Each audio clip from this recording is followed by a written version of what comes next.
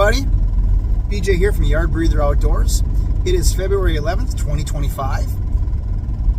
And before I get into setup for today's little cast, if you will, I hope you guys enjoyed my video of my excursion with my father up to the High Falls Flowage for the High Falls Fisherama last weekend. That trip was more about spending time with my dad, introducing him to something I enjoy doing, which is ice camping, and hanging out with friends and family, a little bit more than actually focusing on catching fish. Which, ironically, we did catch a walleye, which was the target species, along with crappies. We didn't catch any crappies, but I did catch that walleye. Kind of surprising, and I know, forgive me for being a bit jaded in regards to that, but that body of water is not what it used to be, at least in my opinion. The High Falls Flowage was that's my home. That was where that area, that region, that body of water had a lot to do with my love of how I grew to love hunting and fishing. That body of water in the Cauldron Falls Flowage. That being said, it's not what it used to be. You know, when I was a kid up in that area, from like the late 70s to the very early 90s, I mean, it was as close to wilderness as you get. There were no houses on the shoreline, and the fishing was awesome. Walleyes were always tough to get, and I'm gonna be the first person to tell you, I'm not the most accomplished walleye fisherman in the world, but every now and then I get lucky.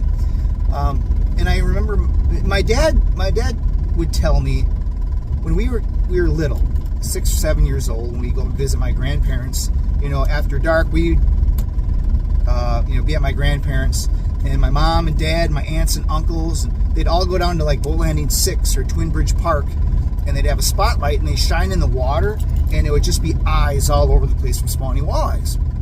And it's not like that anymore. I can even remember in my late teens to very early 20s going down to these same spots with spotlights and only seeing maybe 1 or 2 pairs of eyes. Sad. I know that over the years there's been fishing clubs that have done their best to try and restock things up there, and you know, I caught a walleye, so maybe things have changed up there. But things that have changed up there since, you know, I was a kid is the state auctioned off a lot of that land that used to be public, owned by Wisconsin Public Service, around the property. And of course the inevitable happened. You know, people bought that property and built big homes right on the water, which they bought the land. They can do what they want with it. But it just kind of, I don't know, kind of sad to see, you know, rooftops, you know, or big windows through the trees and all. So I don't know. But that being said, it was a fun trip. Caught that one walleye, which was kind of a surprise to me, but you know, whatever. Okay, but enough of that. So today, speaking of walleyes, I decided to take a trip up Petenwell Flowage. I haven't fished the Pete in a couple of years. Number one, just because poor ice conditions. But this body of water I fished like maybe 2 or 3 times prior with no luck. Marked fish, didn't catch any. But we're gonna give her a shot today. I was able to find some information. The ice conditions are decent. There's a big heave out there, but guys with ATVs have been able to navigate around some of these things. So I got the Hodag on the back, and they brought the Frable. And we're gonna get out there and just try to do like a midday fish, just to see what we can pick up. My understanding of this body of water is that because of the color of the water, it's stained, it's a little bit darker. There isn't, let's just say this, the light, if it's lighter out, if it's sunny, the bite's supposed to be better. So we're gonna take advantage of that. It's a sunny day. We've got a storm rolling in tonight. Finally going to be getting some measurable snows. Right now they're talking 4 to 7 inches down here in south central Wisconsin. Temperatures right now, I got 10 degrees, so it's cold today. But as some people like to think, myself included, you know, with a storm front moving in, that kind of gets them snapping a little bit, if you will. But anyhow, it's going to be fun to go up and fish a body of water I don't get a chance to fish very often, and just, you know, kind of explore and check that out. So stay tuned.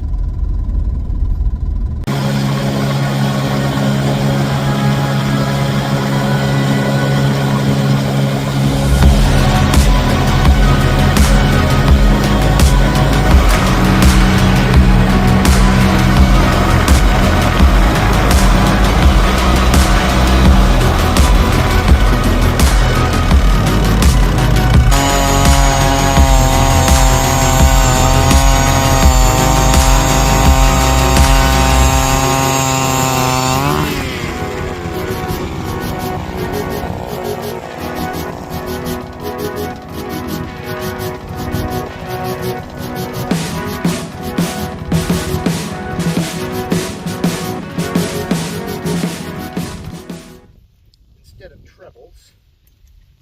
And I've got Dacron line, and I've got a monofilament leader. Okay. Walleyes are a little bit more discriminating than, say, my favorite species, which is pike. So I apologize for wearing the goggles. I don't have my sunglasses with me today, and it is bright as all hell out here. So I'm going to take a medium shiner here. Come here. Actually, you know what? I'm going to take a fat head. That's what I should be doing. The whole scheme behind this location is that there's a timber line underwater here. Trying to find it. I got a soft bottom here. I do believe I'm not too far away. So down he goes. And what we're going to do here, put my depth finder there. What I'm going to do, down we go.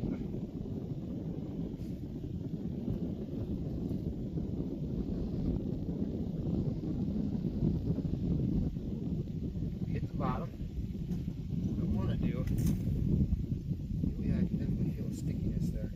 So bring her up a little bit. I'm going to set my bobber. And the reason why I put this little bobber on here is this will help me tell the difference between a wind set off of my tip up and an actual fish. I also, if I can walk up to the hole and I look, if that bobber is only a little bit under the ice, either A, the fish has dropped it, or he's just sitting there with it. So that's kind of my, it's a nice little heads up monitoring tool. So put that head back down there.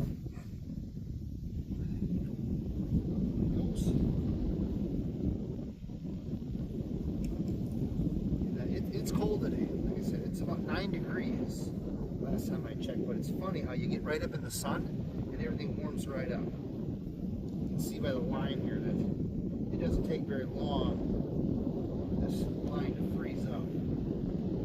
The winds are light, so it's a beautiful day. The sun's out at least, right? Down there. Look at that slack. Be careful when you are reeling this stuff back up, because you want to make sure that you've got it tight and it'll pull. That walleye that I caught last week, it basically pulled line off the spool without triggering the flag. So, you know, we set up tip-ups at like 7 o'clock. All right, so we're all set up here. I got 2 tip-ups set up just down from me. I was hoping I could find the timber sands, because we're fishing on the boy, yeah, this would be the west side, if I'm not mistaken, and running along the shoreline there's a stand of timber underwater. So we're close, but really not in the mood to go punching holes and just looking all day. Again, I'm pretty new to this particular body of water, haven't figured it out yet. But anyhow, I did one thing that a lot of people talk about, is to get away from the crowds. And not that there's a big crowd out here today, but there's a handful of guys out there, and they're all kind of in a line, which out that way, if I'm reading the map correctly, there is a stand of timber out there, and then it kind of breaks off, and I'm behind the point here, and there's another stand of timber. But I'm in about 26 feet of water. I've got a rosy with a teardrop on this one. I'm just going to dead stick right now. I may do some vertical jigging later with a spoon. We'll see what happens. That seems to be pretty successful out here as well. And as you've seen before, that tip up's out there. So we're, again, adjacent to where that timber is. We'll see what happens. So yeah.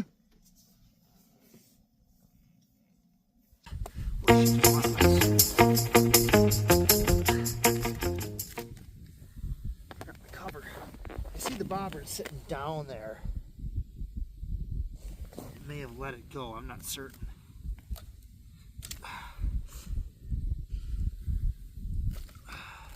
Hard to say. May have grabbed it, you know. Now I got tip up back there now too. Son of a bitch.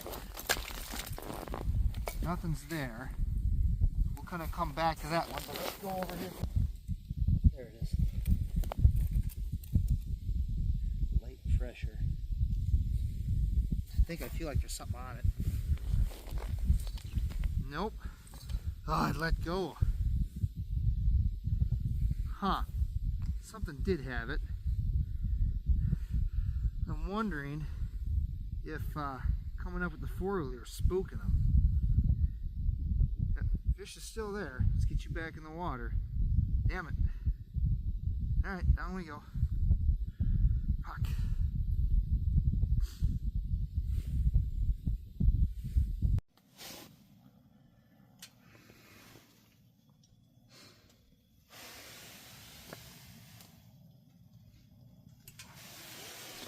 So I brought the fray below today. It's just me, and I like my Monster Lodge, but when it's just me and I'm not camping, I like to pull this fella out here. This little one. It's my first one.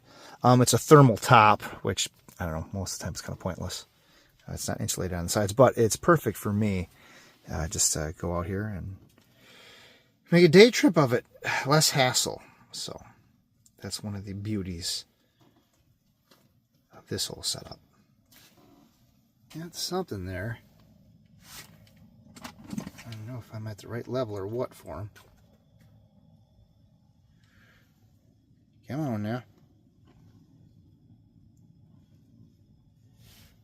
It's there though.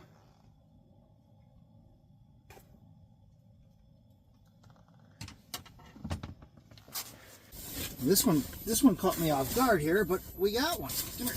I think he might be short though. Let's go check him out. There's my first Petenwell walleye. Pretty excited about that. Let's go see if we can't measure the guy. I saw him come up. He was looking for movement. I think that might be the key today. I think he might be short though. Might be short.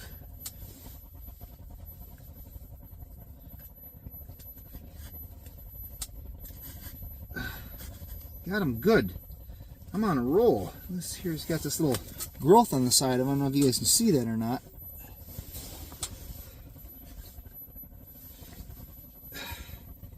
Got a couple of them on him there, but let's go measure him. Ah! Hold on, buddy.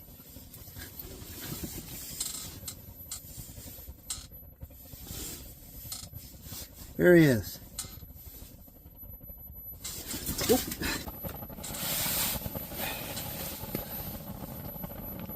Oh, here, buddy.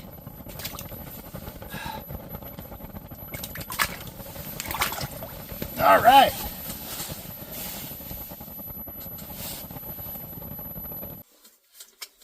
So it's kind of interesting. He's just a 14-incher. Was too short to keep, but he came in, just took it down and set the hook, reel it in.